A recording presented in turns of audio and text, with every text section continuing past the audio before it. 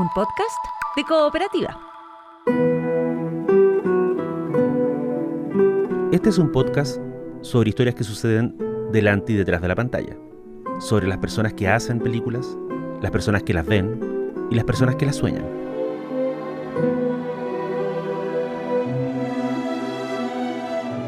Soy Daniel Villalobos y esto es El Contador de Películas.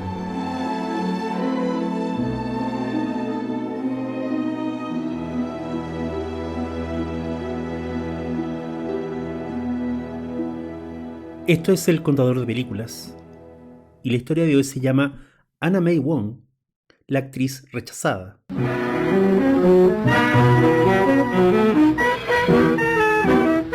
El cine es el arte de la simulación, lo que es una forma elegante de decir que el cine es el arte de la mentira.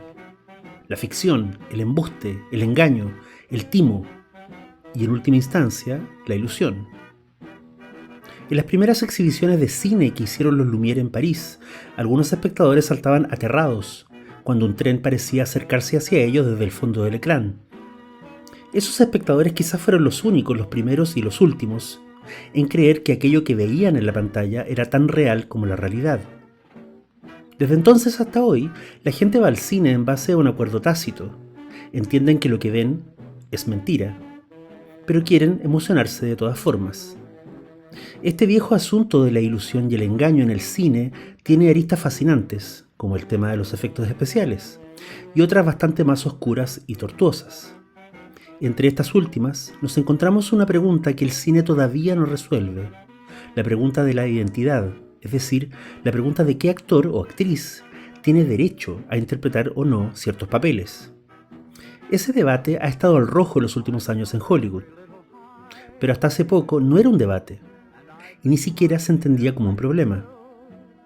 Y hace mucho tiempo, hace un siglo, ese debate no era nada, y en la prehistoria de esa nada, como una reina gobernando un desierto, nos encontramos a Anna May Wong. Nacida en 1905, bajo el nombre de Wong Liu Song, que traducido al español quiere decir sauce amarillo congelado, Anna May fue la segunda hija de una pareja de padres chino-americanos instalados en el Chinatown de Los Ángeles. Sus padres tenían una modesta lavandería cuya trastienda funcionaba como oficina y hogar familiar. De hecho, fue en esa trastienda donde la madre de Anna May dio a luz a los primeros de sus 7 hijos. El Chinatown de Los Ángeles de principios de siglo no era el lugar colorido y sofisticado que fue después. Era un barrio peligroso, de edificios en mal estado, donde vivían hacinados diversos grupos familiares provenientes de todos los lugares imaginables de la distante Asia. Ese Chinatown era pobre y sucio, lo que le hacía, en un sentido, un escenario ideal para ciertas películas de Hollywood. La pequeña Anna May Wong no conoció el cine en una pantalla dentro de una sala. El cine la fue a buscar a ella a las esquinas de su barrio. Solitaria, pobre y agredida por los insultos racistas de sus compañeros de curso, Anna May prefería faltar al colegio y pasarse las mañanas mirando a los equipos de rodaje que filmaban en su barrio. Según contó después, mucho después, en entrevistas y documentales, prestaba especial atención a las actrices y a la manera ampulosa y exagerada, recordemos que este es el cine mudo, en que estas actrices gesticulaban frente a la cámara. Luego, a solas en su casa, frente al espejo de cuerpo entero del dormitorio de sus padres, Anna May imitaba esos gestos. Apretaba un pañuelo contra su pecho, se estrujaba los ojos hasta llorar, se mordía los labios, se tiraba el pelo. Esa fue, a la larga, su escuela dramática. May nunca tuvo ninguna clase de formación académica como actriz, porque cuando a los 12 o 13 años empezó a ganarse la vida como extra en películas mudas, la decisión ya estaba tomada. Anna May Wong sería estrella de Hollywood. No le importaba el dinero, ni la mansión, ni la vida de lujos. Lo que ella quería era actuar frente a una cámara y que la vieran en todo el mundo. Lo primero que tuvo que hacer fue cambiarse el nombre. Dejó de ser Wong Liu Song, a pesar de la ira de sus padres, y se rebautizó como Anna May Wong. Lo segundo fue pedirle a un amigo de su padre, que trabajaba como extra y cazador de talentos, que la presentara en los estudios Metro, los más importantes de la ciudad en ese momento. Contra la voluntad de su padre, el amigo la presentó en Metro, y ahí comenzó en serio su carrera como extra de cine.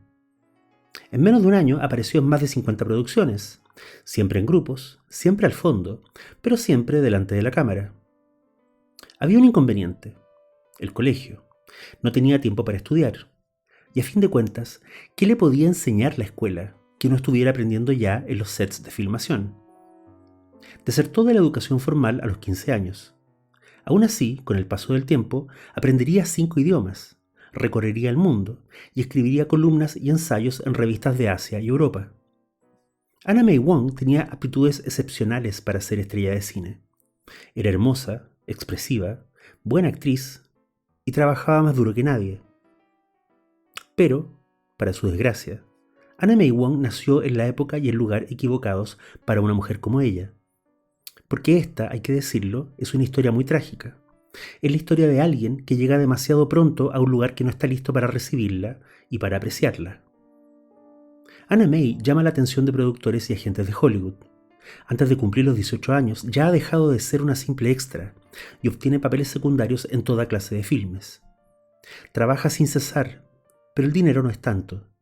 De hecho, en paralelo a su meteórico ascenso en Hollywood, Anna May modela abrigos de pieles para una tienda de señoritas en el centro.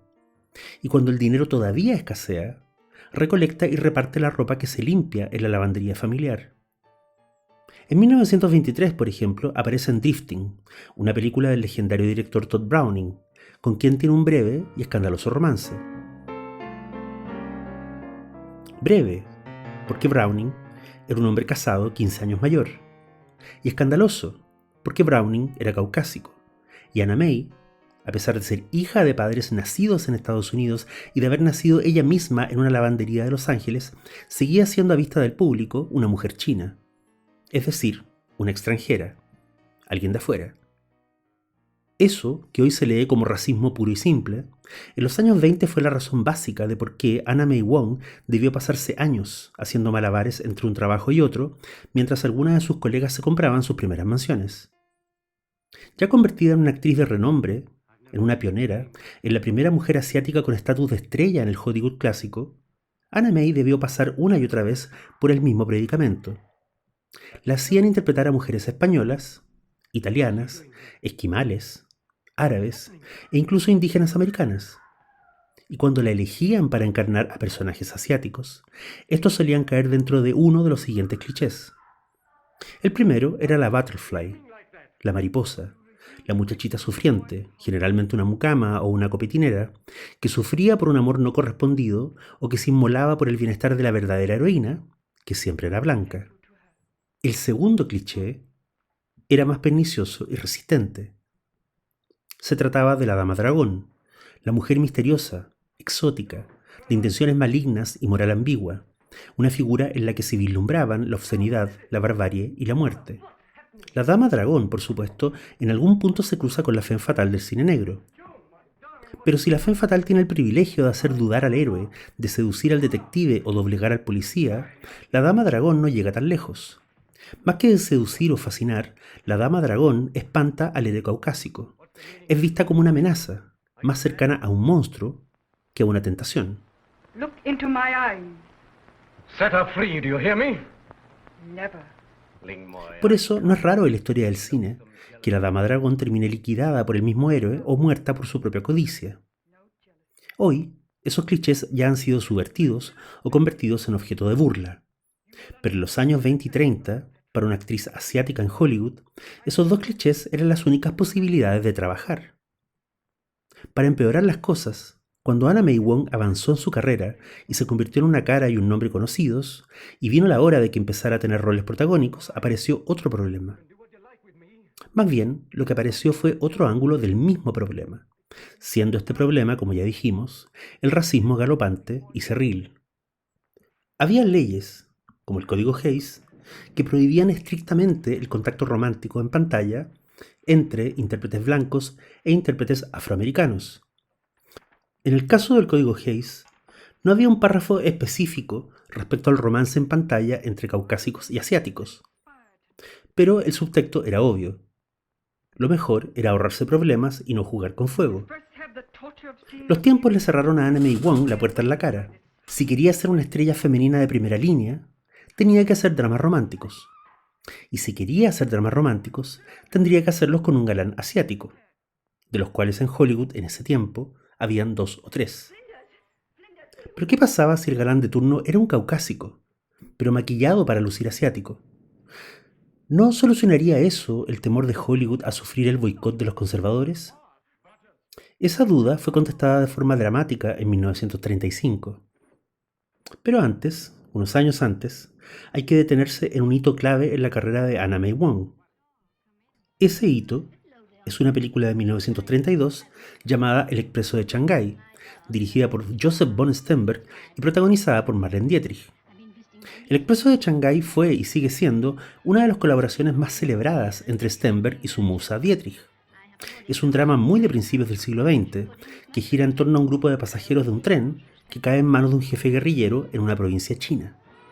Anna May Wong interpreta a una cortesana china que viaja junto a la Dietrich. El suyo es un personaje extraño, magnético, que muchos vieron incluso como superior a la protagonista en términos dramáticos. De hecho, es el personaje de Anna May el que toma los mayores riesgos y quien hace el sacrificio más grande en la historia. I'm sure you're very respectable, madam. I must confess I don't quite know the standard of respectability that you demand in your boarding house. Con ese triunfo a cuestas, con el beneplácito de los críticos y comentaristas europeos, que la habían bautizado como la actriz china más hermosa del cine mundial, Anna May puso sus ojos en un objetivo mucho más ambicioso.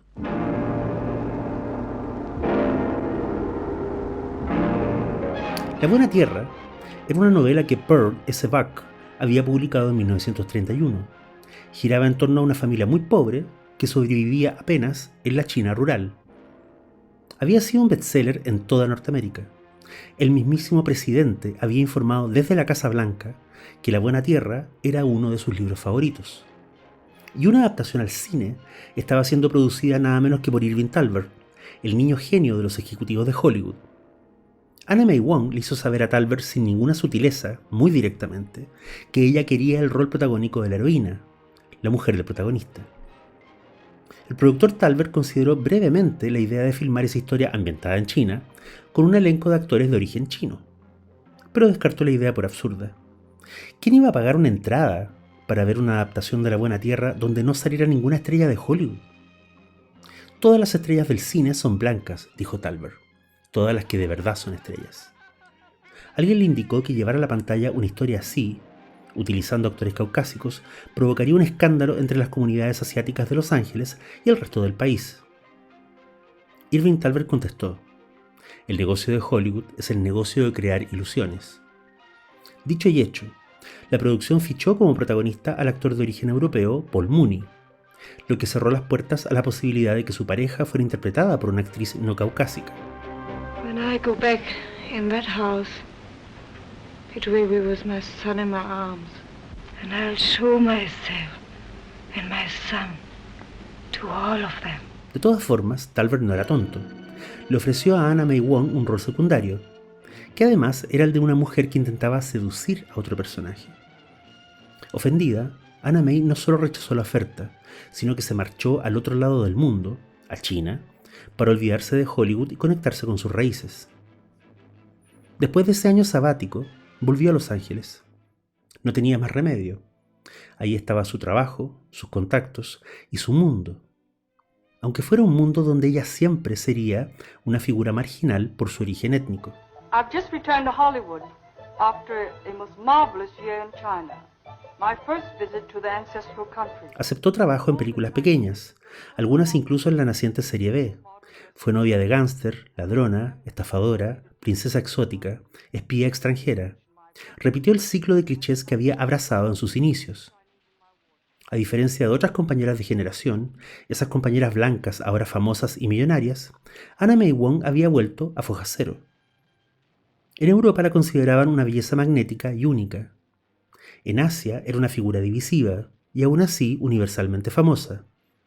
Pero en Hollywood, el lugar donde ella seguía soñando con triunfar, era una actriz del montón. Con una diferencia, una terrible diferencia. Ya no tenía 14 años, ni contaba con el trabajo de la lavandería de sus padres. Ahora era una mujer curtida y herida de 32 años, en una industria que se alimentaba de juventud e inocencia. Hizo giras de vodevil, Apareció en shows de radio, se presentó en teatros de la Europa de posguerra, incluso protagonizó varios episodios de una serie de misterio que luego fue cancelada sin ninguna explicación. En el intertanto, se hizo adicta a los tranquilizantes y se volvió una alcohólica descontrolada. Murió en febrero de 1961, de un infarto, mientras dormía en su bungalow en la localidad de Santa Mónica. Tenía apenas 56 años de edad. Fue enterrada en el cementerio Angelus Rosedale de Los Ángeles. Ese fue el primer camposanto en la ciudad que aceptó personas de todas las razas y credos, y es el mismo donde está enterrada Hattie McDaniel, la primera actriz afro que ganara un Oscar. Hoy día, Anna May Wong es un ícono para muchos estadounidenses de origen chino. Se han hecho biografías y documentales sobre ella. Inspiró un personaje secundario de la película Babylon de Damien Chazelle, y el año 2022 el Departamento del Tesoro emitió una moneda de $0.25 con su rostro y su nombre. ¿Le habrían importado todos estos homenajes a la actriz? Es probable que no. Todo indica que la obsesión de Anna May Wong no eran los honores, sino el cine. Y el cine, ya lo dijimos, es el arte de la ilusión, es decir, el arte de la mentira. El cine le mintió a esa muchacha de 14 años que abandonó los estudios para actuar delante de una cámara. Le mintió porque le dijo que si ponía su corazón y su talento frente a esa cámara, el mundo sería suyo. Y el mundo al final no fue de ella. El mundo le pertenecía a los Thalberg y a los Meyer y a los Selznick de Hollywood. Ella fue al final otra de las tantas actrices utilizadas y luego descartadas por la industria. Así la veían esos productores, como alguien desechable. Pero quienes la adoraron en pantalla no la veían así. Para ellos, Anna May Wong fue la reina, una pionera, y un símbolo de todo lo que ocurre, bueno y malo, cuando alguien cree con todo su corazón en las mentiras del cine. Lady Faye is the epitome of strength, grace, and elegance, despite all the rejection that she's faced, being an American-born Chinese. Esto fue El Contador de Películas. Soy Daniel Villalobos. Hasta la próxima. I'm sure you're very respectable, madam.